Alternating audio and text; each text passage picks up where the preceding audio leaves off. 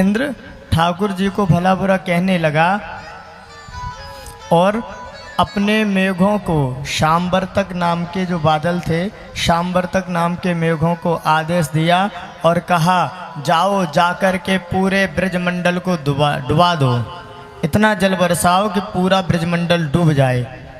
ये जो हमसे युद्ध छेड़े हैं कि हमारी पूजा बंद की है, तो जाओ ब्रजवासियों को इसका फल भोगना ही पड़ेगा, पूरे ब्रजमंडल को डुबा दो। इंद्र के कहने पर शाम्बरतक मेघ आए, काले काले मेघ आए, ब्रजमंडल पर छाए और खूब छमाछम बारिश बरसाए, लेकिन ब्रजमंडल का कुछ बिगाड़ नहीं पाए। वर्षा हो रही है, कन्हैया जी गिरवर को धारण किए हैं नाखून पर, नख पर। तो सभी ब्रजवासी कह रहे हैं लाला एक बात बता, हम सबरे तो डंडा लाठी लगाए हैं, कंधा लगाए हैं, कहीं दूसरों कंधा लगा लें, जे कंधा थक गया तो जीवारू लगा लें, कहीं सर लगा लें, कहीं दोनों हाथ ऊपर करके रोकें। पर कन्हैया एक बात बता, आज 7 दिन है गए, तू थक गया होगो, न तेने कछु खायो न पियो और एक ही उंगली पे गिरवर लगायो, इतनो परिश्रम मत कर महाराज, दूसरों हाथ लगा ले, तू भी ने आराम कर ले, 7 दिन है गए।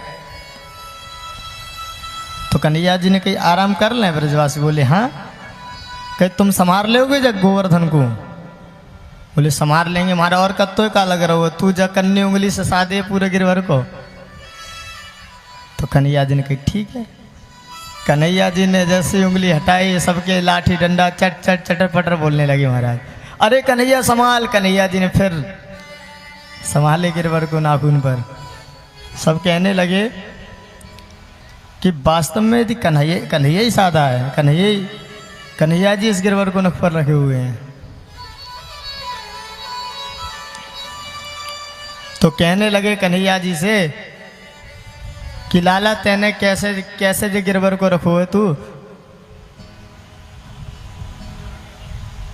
चटर पटर बोलने लगे। तभी ब्रजवासी ने कही कन्हैया एक बार और देखते हैं, तू हट तो सही, हम अपने हाथन से सर पे कोई सर से गिरवर को साधे। जैसे ही कन्हैया जी हटे वैसे ही फिर ब्रजवासी कहने लगे इस बार कन्हैया जी हटेंगे तो अभी तो लाठी डंडा टूटे, अब हड्डी पसली सब टूट जाएंगी महाराज। कन्हैया जी से पूछने लगे और नंद बाबा से कहने लगे जाकर क्या कि अब ब्रजवासी बोले अरे ये बात है, तो इसीलिए हम पतले